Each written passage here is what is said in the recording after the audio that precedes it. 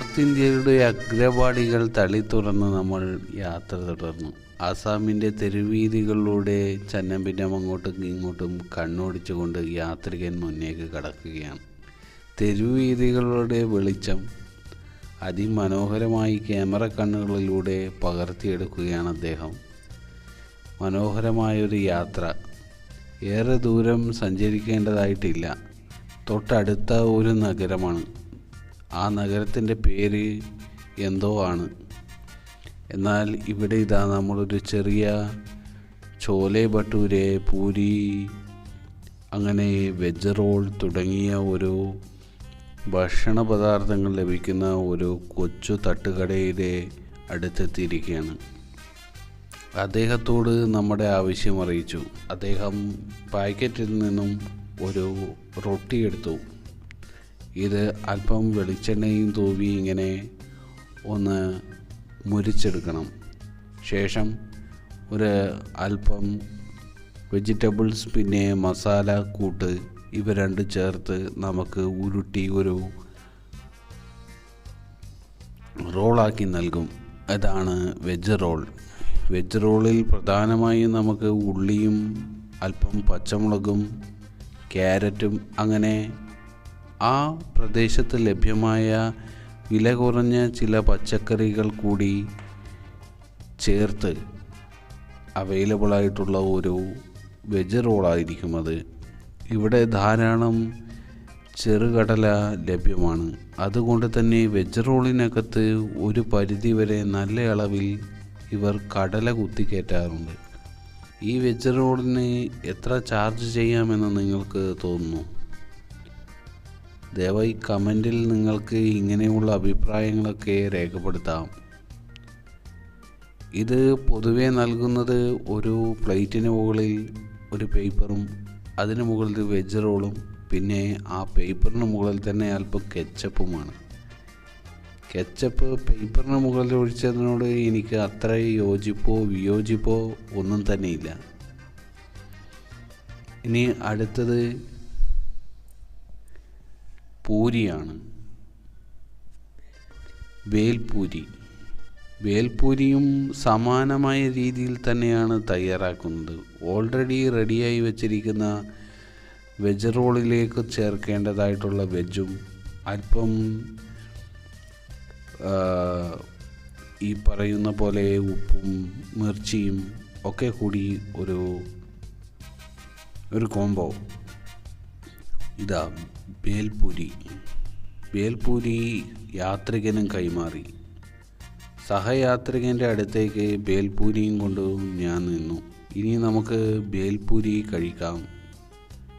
ഈ വേൽപൂരിയിൽ അവസാനം സംഭവിച്ചത് ഇങ്ങനെയാണ്. അതായത് കുറേയധികം പുളിവെള്ളം പോലെയുള്ള ഒരു സാധനം അദ്ദേഹം തളിച്ചിരുന്നു. അത് വേൽപൂരിയുടെ രുചി മറ്റൊരു തലത്തിലേക്ക് മാറ്റിയിരിക്കുകയും ചെയ്തിരുന്നു. ഇത് രണ്ടും ഞാൻ അറിഞ്ഞിരുന്നില്ല. എന്നാൽ ആദ്യം കഴിക്കുമ്പോൾ ഞാൻ കരുതിയത് ഇതെന്തോ തണ്ണിമത്തങ്ങയുടെ എന്തോ രുചിയാണെന്നും പിന്നീട് ഞാൻ കരുതി അത് കേടായിപ്പോയി എന്നുമാണ്. പിന്നെ അദ്ദേഹത്തിൻ്റെ അടുത്ത് ചോദിച്ച് മനസ്സിലാക്കിയായിരുന്നു ഇത് വേൽപൂരിയിൽ ഒഴിച്ച ഒരു തരം പുളിയാണെന്ന്.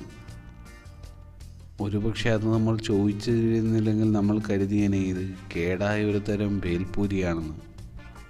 യാത്രികന് ഇതൊക്കെ പുതിയൊരു അനുഭവമാണ്. ഈ നഗരങ്ങളെന്ന് പറയുന്നത് ഇങ്ങനെയാണ്. ഓരോ സ്ഥലങ്ങളിലെത്തുമ്പോൾ നമ്മൾ വിചാരിക്കുന്നത് പോലെ തന്നെ ആവണമെന്നില്ല നമ്മുടെ അനുഭവങ്ങൾ.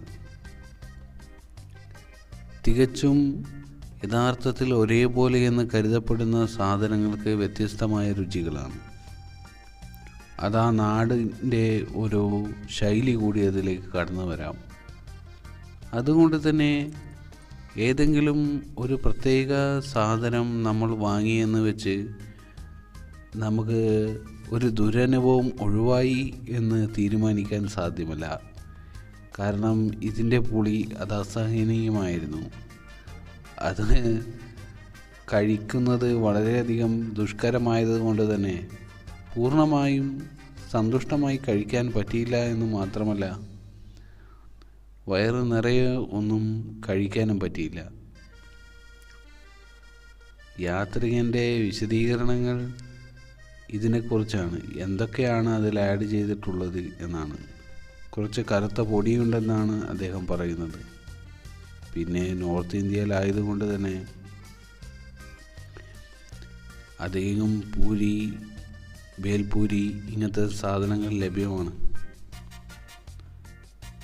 ഇത് രാത്രി ഏകദേശം 10 മണിയോട് അടുത്തിരുന്നു. മാത്രമല്ല ഞായറാഴ്ച കൂടിയാണ്.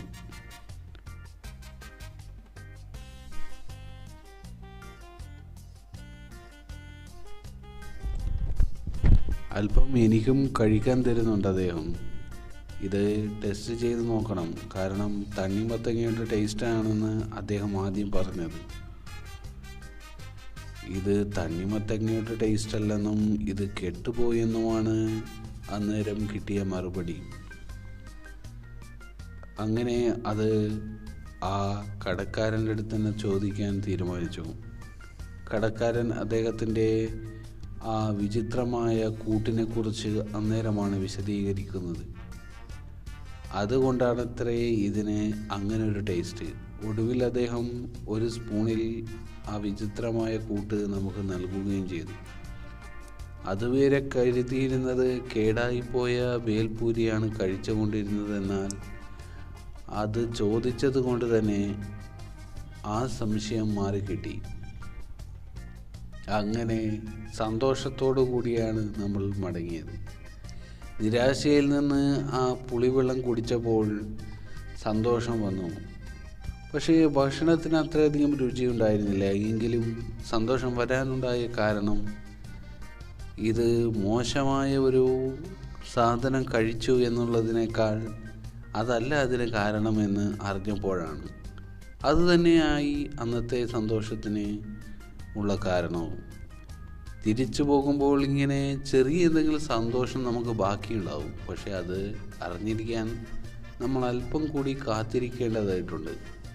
ഇതാണ് ജീവിതത്തിലും സംഭവിക്കുന്നത്. എടുത്തു ചാടി വല്ലതും ചെയ്യുമ്പോഴേക്കും ഇങ്ങനെ ഭേൽപൂരിയിൽ ഒഴിച്ച സാധനം എന്താണെന്ന് അറിയാൻ വേണ്ടിയെങ്കിലും ഒന്ന് ചോദിച്ചു നോക്കിയാൽ ഒരുപക്ഷെ സുന്ദരകരമായിരിക്കും നമ്മുടെ യാത്ര. അങ്ങനെ നമ്മുടെ യാത്ര റൂമിലേക്ക് വെക്കുകയാണ്. ഇനി എന്തെങ്കിലും കൂടി കഴിക്കണമെന്നായി യാത്രികൻ. അങ്ങനെ നമ്മൾ ഫോണ് പെട്ടെന്ന് തുടർന്നു. അതുകൊണ്ട് അവർ ഫോൺ വാങ്ങാത്തത്. എനിക്ക് ഏറ്റവും എൻ്റെ മെയിൻ പ്രശ്നം എന്ന് വെച്ചാൽ ഞാൻ ഏതെങ്കിലും കടയിൽ പോയിട്ട് വർത്തമാനം പറഞ്ഞു തന്നാൽ പിന്നെ എൻ്റെ ഫോൺ അവിടെ വെച്ചിട്ട് വർത്തമാനം പറയാം. പിന്നെ അങ്ങനെ 2-3 നടത്തുന്ന പോയിട്ട് തിരിച്ചു പോയിട്ട് എടുക്കേണ്ടി വരും. ഓരോരുത്തർക്കും ഓരോ പ്രശ്നം.